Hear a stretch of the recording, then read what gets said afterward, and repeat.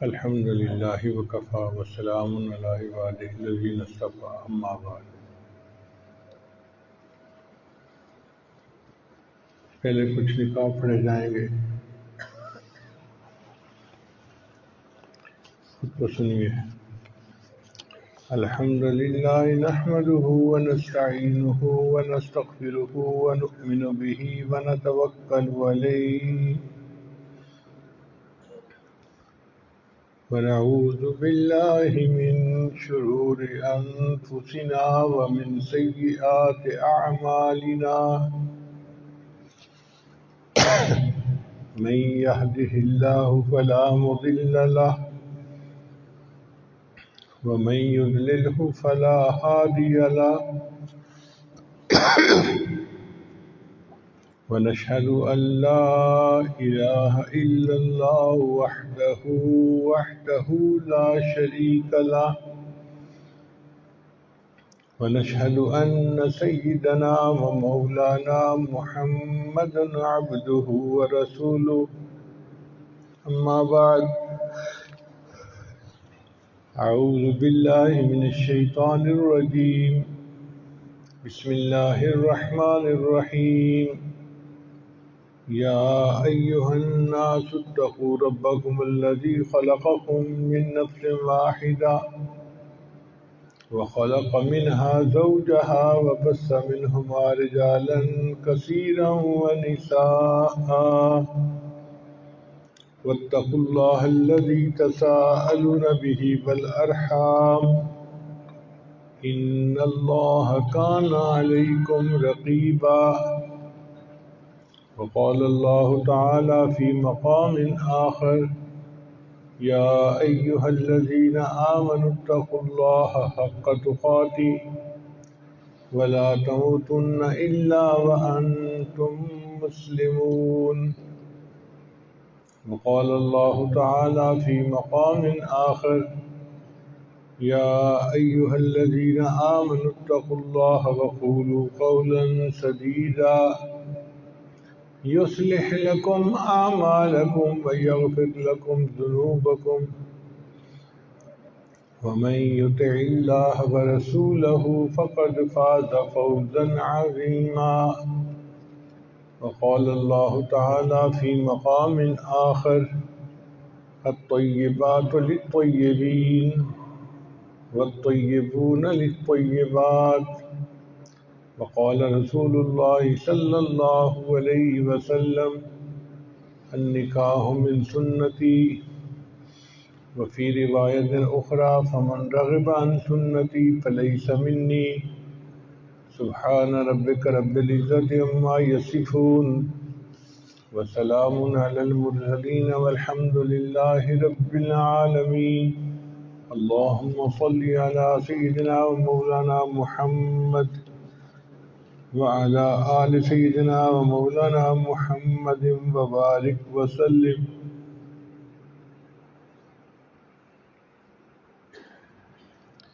افتخار مذہب کون ہے؟ آگے آ جائیے۔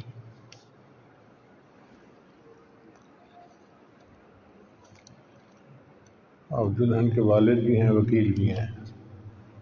کیا آپ نے مسمات ربیہ افتخار کو، جو بیٹی ہیں افتخار احمد صاحب کی، حافظ محمد اسماعیل جو بیٹے ہیں محمد ابراہیم خلیل صاحب کے، ان کے نکاح میں بعوض حق مہر جو مہر فاطمی کے بقدر ہوگا وہ مطابق شریعت محمدی سامنے شریگاہوں کے اپنے لڑکی کو ان کے نکاح میں پیش کیا؟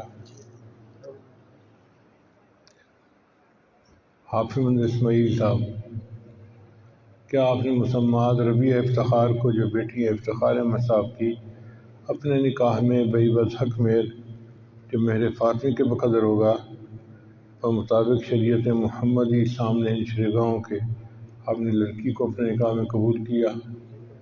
بارک اللہ لک و بارک علیک و جمع بینکما فی خیر۔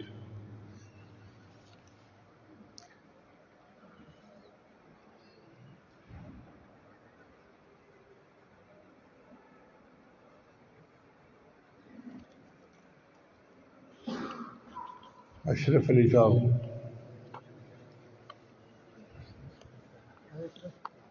آگے آ جائیں۔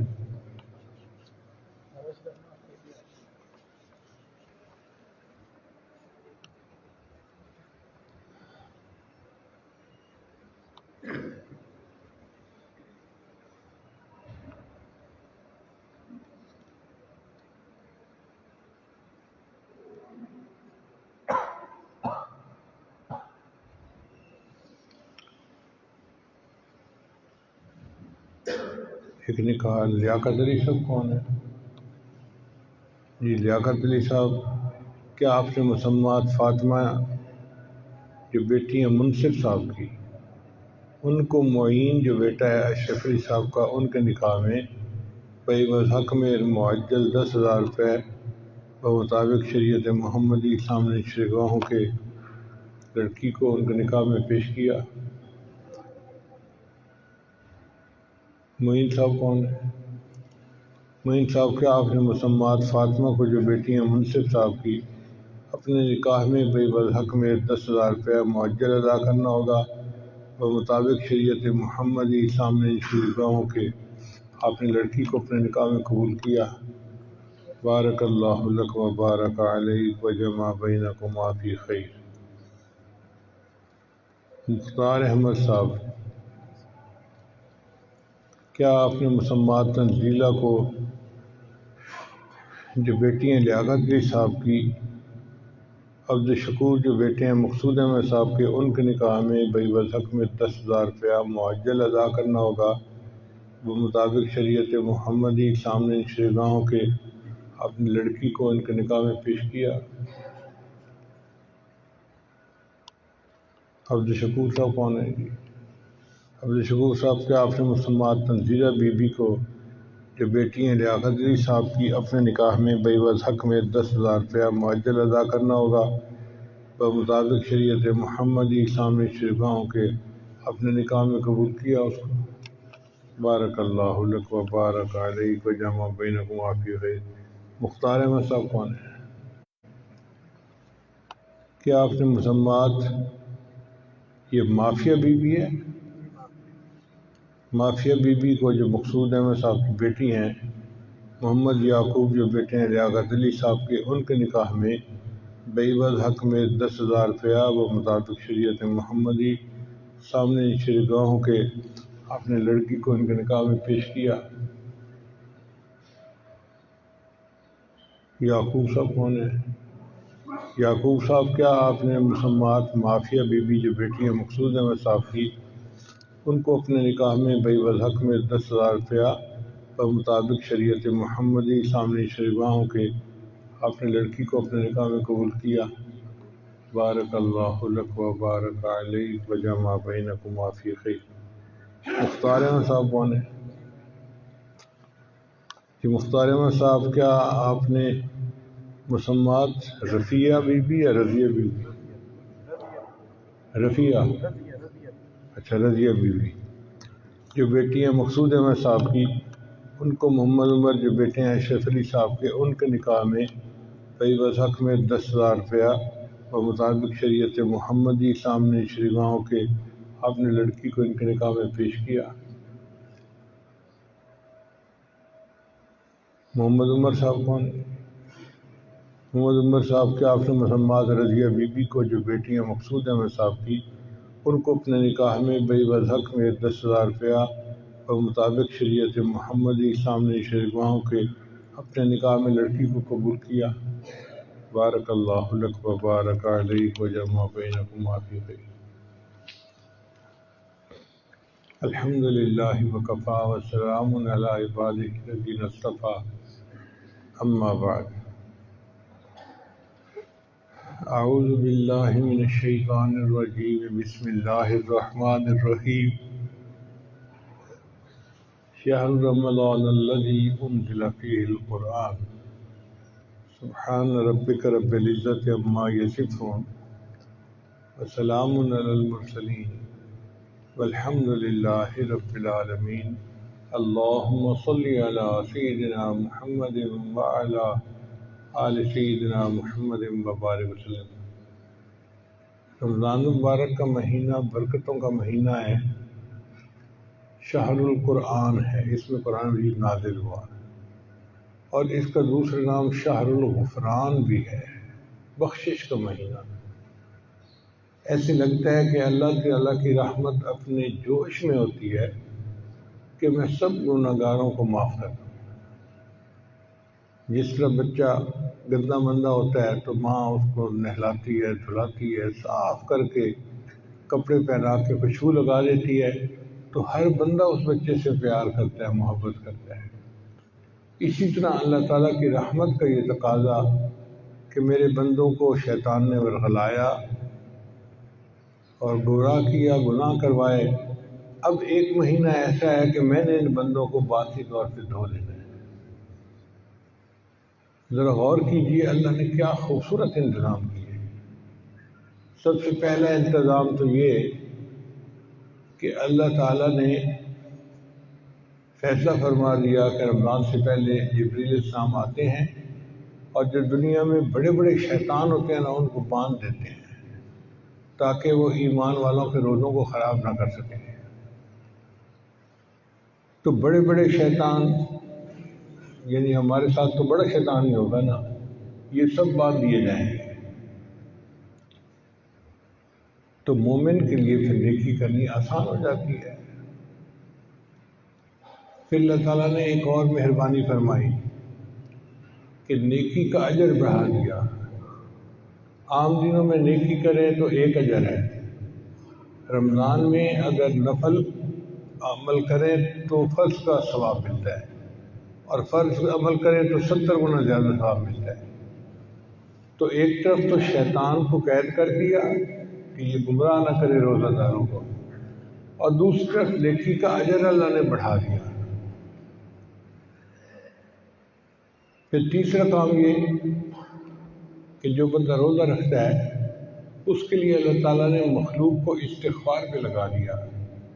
حدیث مبارکہ میں آتا ہے کہ ہوا کے اندر پرندے، بلوں کے اندر چونٹیاں اور پانی کے اندر مچھلیاں روزہ دار کے لیے استغفار کر رہی ہوتی ہیں۔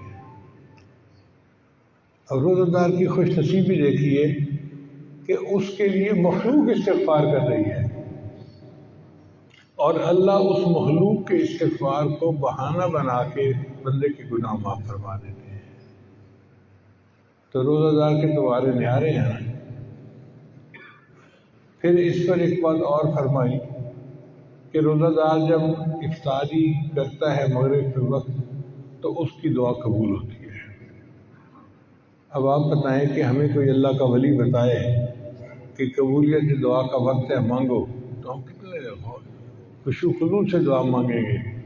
یار ایک ولی کہہ رہا ہے کہ قبولیت کا وقت ہے، مانگو اللہ سے جو مانگتے ہو۔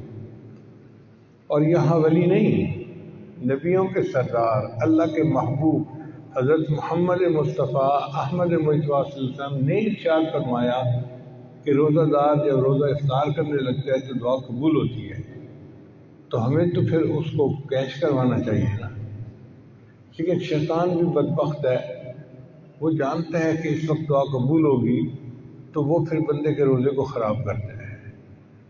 ہوتا کیا ہے کہ افطاری کے نام پہ دسترخوان پہ پکوڑے، سموسے، سب چیزیں لگا دی جاتی ہیں، اور جو روزہ دار ہوتا ہے وہ ان کی طرف دیکھ رہا ہوتا ہے اور غفلت میں ہوتا ہے، یہ چیز آ گئی، یہ نہیں آئی، اچھا چٹنی بھی لے آؤ، اچھا فلاں چیز بھی لے آؤ، ساس بھی لے آؤ۔ انہی چیزوں میں اس کا وقت گزر جاتا ہے اور ادھر افطاری کا وقت ہو جاتا ہے۔ تو شیطان ان چیزوں میں الجھا کر دعا مانگنے سے بندے کو محروم کر دیتا ہے، اور یہ کام چھوٹے شتونگڑے کرتے ہیں۔ بڑے تو شیطان قابو آ چکے ہوتے ہیں، چھوٹے چھوٹے شتونگڑے پھر رہے ہوتے ہیں نا، وہ یہ حرکتیں کرتے ہیں۔ اس لیے افطاری کے وقت میں افطاری کی چیزوں کی طرف دھیان نہ دیں، بلکہ اس وقت میں دعا مانگیں۔ یعنی افطاری کا وقت اگر فرض کو 6 بجے ہے، مثال دے رہا ہوں، تو 15 منٹ پہلے دعا مانگیں۔ گھر میں عورتیں بچوں کے ساتھ مل کے گروپ مل کے دعا مانگیں، مرد آپس میں مل کے دعا مانگیں، انفرادی طور پہ دعا مانگیں۔ وہ دعا مانگنے کا وقت ہے۔ جب ہمیں بتا دیا گیا کہ دعا قبول ہوتی ہے تو پھر تو اس موقع کے خوب فائدہ اٹھانا چاہیے۔ خوب دعا مانگنی چاہیے، جس طرح اولیاء اللہ کی دعائیں قبول ہوتی ہیں، روزہ دار بندے کی دعائیں افطار کے وقت اس طرح قبول ہوتی ہیں۔ ہم خواہ پریشان پھرتے ہیں، یہ دعا قبول نہیں، یہ دعا قبول نہیں۔ بھئی جس وقت دعا قبول کرنے کا ہمیں خوشخبری دی گئی اس وقت مانگے نا، کیسے قبول نہیں ہوتی؟ اور پھر نبی صاحب نے فرمایا کہ سحری کے وقت بھی دعا قبول ہوتی ہے۔ چنانچہ اگر کوئی افطاری میں دعا نہیں مانگ سکا تو چلو سحری میں دعا مانگ لیں۔ عورتیں بہانہ کرتی ہیں، جی ہم کچن میں ہوتی ہیں، مردوں کے لیے چیزیں تیار کر رہی ہوتی ہیں، ہم کیا کریں؟ بھئی دعا مانگنے کے لیے ہاتھ اٹھانا ضروری نہیں ہے، دعا دل کا عمل ہے۔ آپ چیزیں بھی تیار کرتی رہیں اور دل ہی دل میں دعا بھی مانگتی رہیں، تو کچن میں کھڑے کھڑے بھی دعا مانگیں گی، آپ کی دعا قبول ہو جائے گی۔ بس دعا مانگنی ہے، یہ ذہن میں رکھیں۔ اس وقت باتوں میں ادھر ادھر کی چیزوں میں الجھنا نہیں ہے۔ تو اللہ تعالیٰ نے بخشش کا ایک اور معاملہ کر دیا۔ پھر رمضان کی ہر رات میں اللہ تعالیٰ جہنم سے جہنمیوں کو بری کرتے ہیں۔ کتنے جہنمی جہنم سے بری ہوتے ہیں ذرا غور کیجئے کہ مدینہ طیبہ کے قریب ایک قبیلہ تھا، اس کا نام تھا بنو کلب۔ ہر گھر والے 200، 500، 1000، 2000 بکریاں گھروں میں پالتے تھے، اور پورے قبیلے کی بکریاں اتنی تھیں کہ جب وہ باہر نکالتے تھے تو 2 پہاڑوں کے درمیان کی پوری وادی ان جانوروں سے بھر جاتی تھی۔ 2 پہاڑوں کے درمیان کی وادی جانوروں سے بھر جاتی تھی، اتنے جانور ہوتے تھے، ہزاروں کی تعداد میں۔ تو نبی علیہ السلام نے اس قبیلے کا نام لے کر فرمایا کہ بنو کلب قبیلے کی بکریوں کے بالوں کے برابر جہنمی ہر رات جہنم سے بری ہوتے ہیں۔ اب بکریوں کے بال کتنے ہوں گے ہم تو اندازہ نہیں لگا سکتے۔ ہمارے ایک دوست تھے، وہ فارغ البال تھے، گنجے تھے۔ ایک دن میں نے دیکھا انہوں نے ایک لٹ سی لگوائی ہوئی اور بال سجائے ہوئے۔ تو میں نے پوچھا کہ آپ نے یہ لٹ لگوائی؟ کہنے لگا جی میں نے بال ٹرانسپلانٹ کروائے ہیں۔ میں نے کہا بال ٹرانسپلانٹ کروائے ہیں تو پھر پورے کروا لیتے۔ کہنے لگے حضرت ایک بال کا $1 انہوں نے لیا ہے اور میں نے $10,000 دے کر یہ 10,000 بال لگوائے ہیں، اور 10,000 بال پر اتنی سی لٹ نظر آتی تھی یوں۔ اس سے مجھے احساس ہوا کہ اگر اتنے سے بال 10,000 ہیں تو پورے سر کے بال کتنے ہوں گے، اور پھر اگر سر کے بال اتنے ہوتے ہیں تو ایک بکری کے جسم پہ بال کتنے ہوں گے؟ لاکھوں کی تعداد میں بال ایک بکری کے جسم پر ہوں۔ اگر ایک بکری کے بال اتنے ہیں تو جہاں 2 پہاڑوں کے درمیان کی پوری وادی بھر جاتی تھی تو ان بکریوں کے بال کتنے ہوں گے؟ اس کا مطلب یہ ہے کہ معاملہ کروڑوں سے بھی اوپر کا ہے۔ اتنے جہنمی ہر رات جہنم سے بری کیے جاتے ہیں۔ جب اللہ کی رحمت اتنے جوش میں ہے اور اتنے گناہگاروں کو معاف کر رہے ہیں تو ہمارے لیے اپنا نام شامل کروانا کون سا مشکل کام ہے؟ تھوڑے سے آہوزاری کریں، رونا دھونا کریں، اللہ تعالیٰ کی رحمت جوش میں ہوتی ہے، ہمارا بھی نام شامل ہو جائے گا اور ہماری بھی بخشش ہو جائے گی۔ اور ہر رات یہی بخشش ہوتی رہتی ہے، حتیٰ کہ رمضان المبارک میں ایک رات آتی ہے جس کو لیلۃ القدر کہا جاتا ہے، جس رات قرآن اترا تھا۔ اس رات میں انسانوں کے گناہ ویسے ہی معاف کر دیے جاتے ہیں۔ حدیث مبارکہ میں آتا ہے کہ ایک ایسی گھڑی ہوتی ہے اس رات میں کہ اس گھڑی میں جو دعا مانگی جائے قبول ہوتی ہے۔ اب وہ گھڑی کب ہوتی ہے ہمیں کیا پتا؟ حق تو یہ تھا کہ ہم 365 راتوں میں اس کو ڈھونڈتے، مگر اللہ نے کام آسان کر دیا۔ نبی صاحب نے بتایا کہ وہ رمضان مبارک کے اندر ہوتی ہے۔ اس کا مطلب یہ ہے کہ 365 راتیں جاگنے کی ضرورت نہیں، 30 راتیں جاگنے کی ضرورت ہے۔ پھر بندہ سوچتا ہے کہ 30 راتیں جاگنا تو بڑا مشکل کام ہے، تو نبی اسلام نے کام اور آسان کر دیا، فرمایا کہ تم رمضان مبارک کے آخری عشرے میں لیلۃ القدر کو تلاش کرو۔ تو 20 راتیں اور نکل گئیں، باقی 10 راتیں رہ گئیں۔ پھر بندہ سوچتا ہے جی کہ 10 راتیں جاگنا بھی بڑا مشکل کام ہے، تو نبی اسلام نے کام کو اور آسان کر دیا، فرمایا آخری عشرے کی جو طاق راتیں ہیں ان میں اسے ڈھونڈو، 21، 23، 25، 27، 29، 5 راتیں بنتی ہیں۔ یوں سمجھیں کہ 365 میں سے 5 راتیں ہیں جن میں ہمیں لیلۃ القدر تلاش کرنی پڑے گی۔ اب بندہ سوچتا ہے جی کہ رات کو تو ہم تلاش کریں لیکن پوری رات جاگنا تو بڑا مشکل ہے، ہم تو کمزور لوگ ہیں، نہیں جاگ سکتے۔ اللہ تعالیٰ نے کام کو اور آسان کر دیا۔ اللہ نے یہ تو نہیں بتلایا کہ وہ رات کی برکتیں شروع کب ہوتی ہیں، مغرب کے وقت شروع ہوتی ہیں، عشاء کے وقت، آدھی رات کے وقت، کتنے بجے۔ ایک بات بتا دی، فرمایا کہ وہ رات کو جب بھی خاص برکتیں نازل ہوتی ہیں، تنزل الملائکۃ والروح فیہا بإذن ربہم من کل امر سلام، سلام ہی حتی مطلع الفجر۔ یہ برکتیں مطلع فجر تک رہتی ہیں، یعنی جب روزے کا وقت ختم ہوتا ہے نا اس وقت تک رہتی ہیں۔ اس کا مطلب یہ ہوا کہ لیلۃ القدر کی برکتیں رات کے جس وقت میں بھی شروع ہوں، جب وہ شروع ہوگی تو پھر روزہ کا وقت شروع ہونے کا جو ہے نا سحری کا وقت، وہاں تک رہے۔ اس کا آسان طریقہ یہ ہے کہ ہم سحری کو 1 گھنٹہ پہلے کر لیں، وقت ختم ہونے سے پہلے، اور آدھا گھنٹہ جو ہے آخر کا بچا لیں۔ اس آدھے گھنٹے میں 2 رکعت 4 رکعت نفل پڑھ لیا کریں اور 10-15 منٹ بیٹھ کے دعا کر لیا کریں۔ جب بھی لیلۃ القدر ہوئی تو وہ وقت لیلۃ القدر میں ضرور آئے گا اور ہمیں لیلۃ القدر پانے کا اجر مل جائے گا۔ اور اس رات کی عبادت 1000 مہینوں کی عبادت سے بہتر ہے۔ 1000 مہینے تقریباً 83 سال بنتے ہیں اور 80 سال سے کم تو عمر ہوتی ہے۔ اس کا مطلب یہ کہ ایک رات اگر مل گئی تو پوری زندگی کے گناہ معاف ہو جائیں گے۔ اللہ نے کام کو کتنا آسان کر دیا۔ تھوڑی سی ہمت کرنے کی بات ہے، اللہ تعالیٰ کی رحمت بہانہ ڈھونڈتی ہے مغفرت کے۔ پھر ایسا بھی ہوتا ہے کہ ایک بندہ پورا مہینہ غفلت میں رہا، اس نے نہیں خیال کیا، تو انسان کی فطرت ہے جب آخری دن آتا ہے نا تو اس کو احساس ہوتا ہے یار رمضان نکل گیا ہاتھ سے،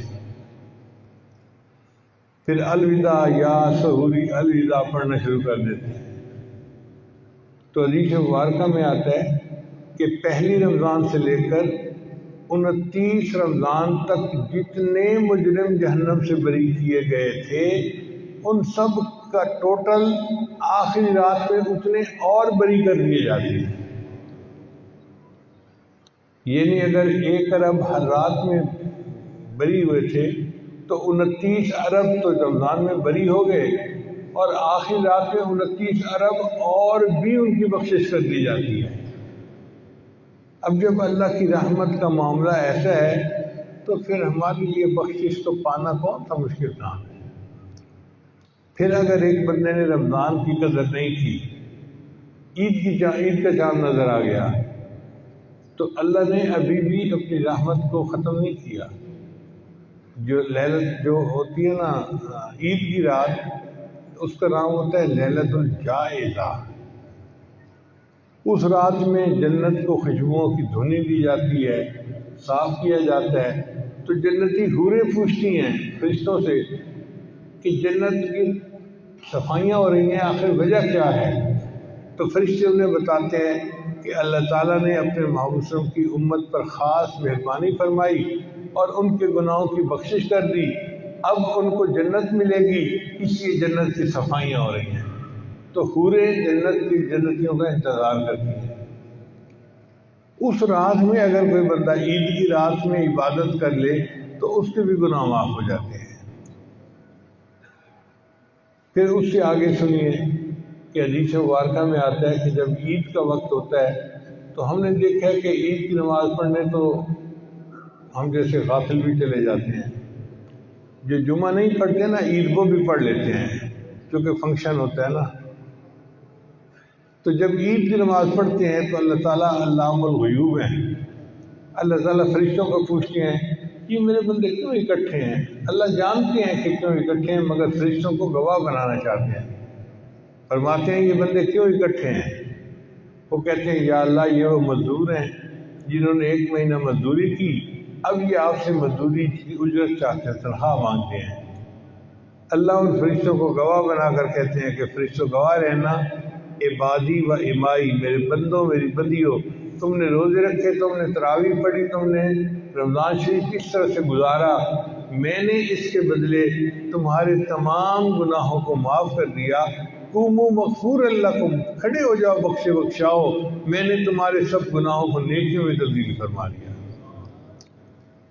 اب جب اللہ تعالیٰ فرماتے ہیں کہ کھڑے ہو جاؤ بخشے بخشائے، میں نے تمہارے سب گناہوں کو نیکیوں میں تبدیل کر دیا، اس کا مطلب یہ کہ واقعی بندے کو اللہ دھونے کے لیے تیار ہے. تو یہ رمضان کا مہینہ شہر الغفران ہے. ہم بھی نیت کریں کہ ہم نے اپنے آپ کو دھلوانا ہے اور گناہوں سے ہم نے جان چھڑا کے ایک نئی زندگی شروع کرنی ہے. اس لیے ہمارے بزرگ رمضان شریف کے آنے کا انتظار کرتے تھے. حدیث مبارکہ میں ہے کہ نبی اسلام ارشاد فرماتے تھے اللہم بارک لنا فی رجب و شعبان وبلغنا رمضان. اے اللہ رجب اور شعبان میں ہمیں برکت عطا فرما اور ہمیں بقریت رمضان تک پہنچا. نبی علیہ السلام جس مہینے کی آمد کی تمنا کرتے تھے وہ کتنا ببرکت مہینہ ہوگا. اور اللہ کی شان دیکھو کہ اللہ نے ہمیں زندگی میں ایک مرتبہ پھر رمضان کے قریب پہنچا دیا. اب گنتی کے چند دن رہ گئے ہیں، پھر رمضان شروع ہو جائے گا. تو ابھی سے ہم اس کے لیے تیاری کریں اور یہ نیت کریں کہ ہم نے رمضان میں اپنے آپ کو بخشوانا ہے اور باطنی غسل کر کے ہم نے اپنے آپ کو پاک صاف کر لینا ہے. دعا ہے اللہ تعالیٰ اس رمضان مبارک میں ہمارے سب گناہوں کو معاف فرمائے اور یہ رمضان ہمارے لیے شہر الغفران بن کے آئے اور ہمارے سارے سال کے گناہ اس 1 مہینے کے بدلے معاف ہو جائے. وآخر دعوانا ان الحمد للہ رب العالمین.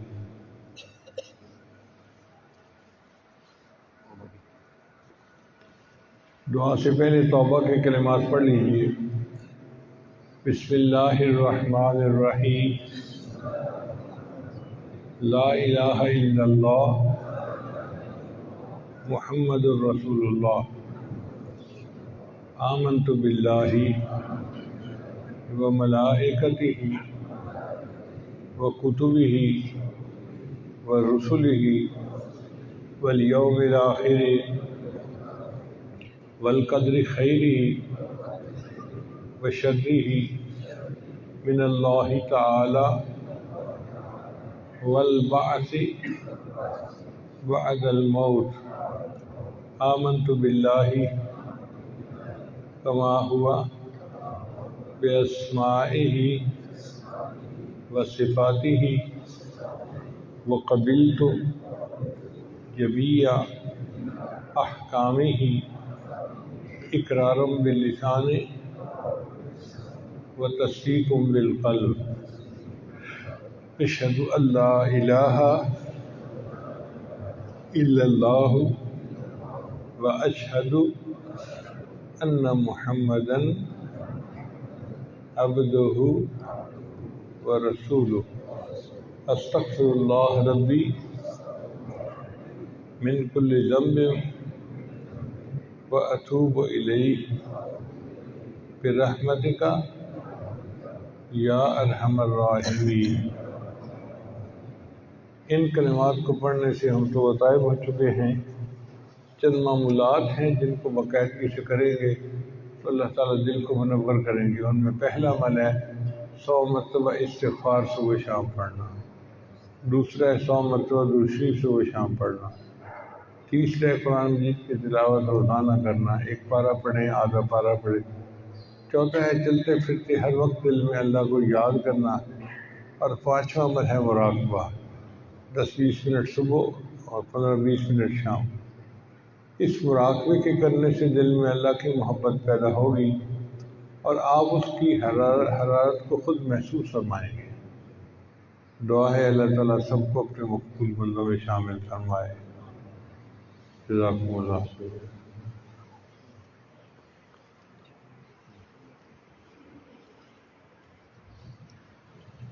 سننے کی اجازت ہے۔